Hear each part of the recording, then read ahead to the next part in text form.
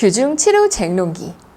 선비에게 문방사우, 붓, 벼루, 먹, 종이 4가지의 친구가 있듯이 규중 부인에게도 7가지 바느질 친구가 존재합니다. 옷감의 크기를 재는 자, 그걸 자르는 가위, 바늘과 실, 바느질한 부분을 다리는 인두, 더 큰 다리미. 마지막으로 손가락이 바늘에 찔리지 않도록 도와주는 골무까지 7가지 친구들이 대화를 시작합니다. 근데 7명의 친구를 다 기억하기가 쉽지가 않잖아. 방법이 있습니다. 이 7명의 친구들이 옷을 만드는 순서에 따라 등장한다는 걸 기억하면 됩니다. 옷을 만들 때 뭐부터 해야 됩니까? 옷감의 크기를 재야 되겠지. 그때 사용하는 자, 척부인이 먼저 등장하고 크기를 잰 옷감을 잘라내는 가위, 교두각시가 등장합니다. 교두각시, 가위를 사용하는 모양이 머리를 교차하는 것과 같다고 해서 붙여진 이름입니다. 이제 잘라진 옷감을 바늘과 실로 꼬매야 되겠지. 바늘은 가늘잖아. 그래서 가느다랑새 허리 요자를 써서 새요각시. 그 뒤를 따라다니는 실은 알록달록 여러 가지 색깔이 있기 때문에 청홍각시라고 합니다. 이제 인두가 등장하는데 여러분 인두가 뭔지 아시나요?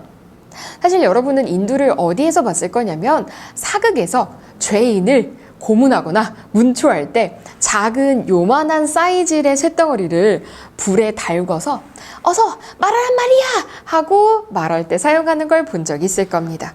사실 인두는 죄인을 문초할 때 쓰는 것뿐만 아니라 바느질할 때 쓰는 게 원래 용도입니다. 바느질을 하고 나면 이게 되게 울퉁불퉁하거든. 그걸 인두로 잘 다리는 거지.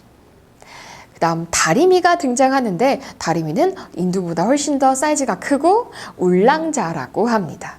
마지막으로 손가락이 바늘에 찔리지 않도록 도와주는 골무, 감투할미가 등장하는데 이 감투할미가 중요합니다. 감투, 손가락에 씌운 모자 같은 골무가 벼슬살이의 감투를 쓴 것과도 같다라고 해서 감투할미라고 하고 이 감투할미만이 유일하게 연령대가 할머니로 설정돼 있어. 나중에 이 감투할미가 어떤 역할을 하게 될 거거든. 잘 살펴봅시다. 7명의 친구들이 자신의 공을 자랑하기 시작합니다. 제일 처음 자, 척부인이 말합니다. 여러분, 제 얘기 좀 들어보세요. 옷을 만들려고 할 때 제가 온갖 옷감에 크고 작고 길고 짧고를 다 재드리지 않아요. 그러니까 옷 만들 때 최고의 공은 바로 저예요. 그 얘기를 듣고 있던 가위 교두각시가 날쌘 다리를 잽싸게 휘두르며 다가와서 말하기를 어머, 척부인 무슨 말이야? 당신이 아무리 옷감의 크기를 잰다 하더라도 내가 잘라주지 않으면 아무 소용이 없는 거잖아. 당신이 최고라고 하니까 좀 그렇네. 옆에서 듣고 있던 바늘 새우각시가 말하기를 어머, 척부인 교두각시 무슨 말 하는 거예요? 당신들이 아무리 옷감을 크기를 재고 자른다 하더라도 내가 나서서 엮어주지 않으면 옷이 안 만들어지잖아요. 두 분은 공을 논할 그런 상황이 아닌 것 같아요. 그걸 들은 청홍각시 실이 말하기를 바늘아, 새우각시 무슨 말 하는 거야? 네 공이 곧 내 공이랑 똑같은데 어떻게 네 공만 있다고 말해? 너 실인 나 없이 혼자 할 수 있겠어? 이제 감투할미가 나섭니다. 아이고 각시님들 자랑 그만하세요. 날 봐요. 아주 적절한 시기에 손가락이 바늘에 찔리지 않게 딱 내 얼굴을 들어 막아주잖아요. 그래도 나 아무 말 안 하고 있어요. 인두 인화낭자가 말하기를 그만 싸워요. 나도 공 좀 말해볼게요. 바느질해서 울퉁불퉁한 거 내가 손바닥으로 한번 쫙 스쳐 지나가면 그렇게 반듯할 수가 없어요. 바늘이랑 실의 공을 내가 더 빛나게 해주고 있는 거 알고 있죠? 마지막으로 울랑자 다리미가 말합니다. 인화낭자야, 너랑 나랑 하는 역할이 똑같잖아? 근데 너는 바느질 할 때만 쓰잖아. 나는 평상시에도 써. 내가 온갖 옷감을 나의 큰 엉덩이를 한번 쫙 밀어주면 그렇게 반듯해지지 않을 수가 없어. 이렇게 7 친구들의 자랑을 들은 규중 부인이 한마디 합니다.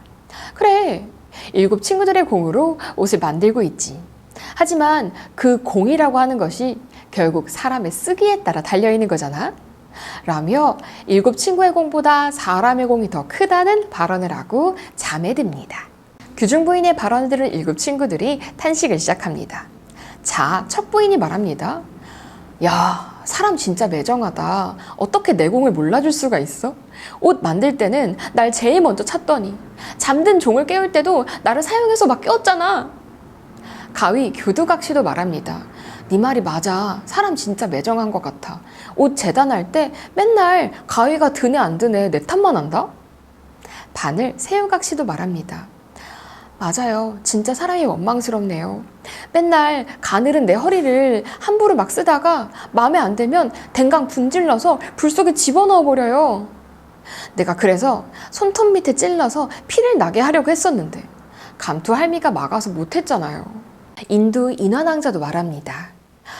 저는 맨날 뜨거운 하루에 얼굴을 지져야 됐었어요. 그런데도 저렇게 말한다니. 다리미 울랑자도 한마디 거듭니다. 인두 인화낭자야, 나랑 당신이랑 처지가 똑같아. 나는 막 잘 안 된다고 손잡이를 멱살에 잡고 흔들다가 목이 날아갈 뻔한 적도 있었다니까. 이렇게 7친구들이 사람을 원망하고 있을 때 규중부인이 잠에서 깨어납니다. 7친구들이요, 이렇게 내 험담을 하는가? 그러자 감토할미가 나서서 말합니다. 부인, 죄송합니다. 젊은 것들이 생각이 없어서 그래요. 그간의 정을 생각해서 부디 용서해 주세요. 그러자 규중 부인은 그래, 내가 감토할미 말을 듣고 용서할게. 뭐니 해도 내 손이 멀쩡한 건 감토할미 덕분이잖아. 정말 고마워. 내가 당신을 비단 주머니에 꼭꼭 사서 항상 몸에 지니고 다닐게. 그러자 감토할미가 감사 인사를 하며 이야기가 모두 끝이 납니다.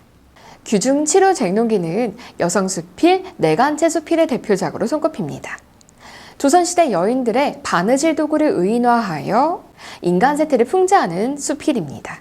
앞부분에서는 자신의 공을 남보다 더 내세우려는 태도를, 뒷부분에서는 남을 함부로 헐뜯는 비방하는 태도를 비판할 수 있습니다.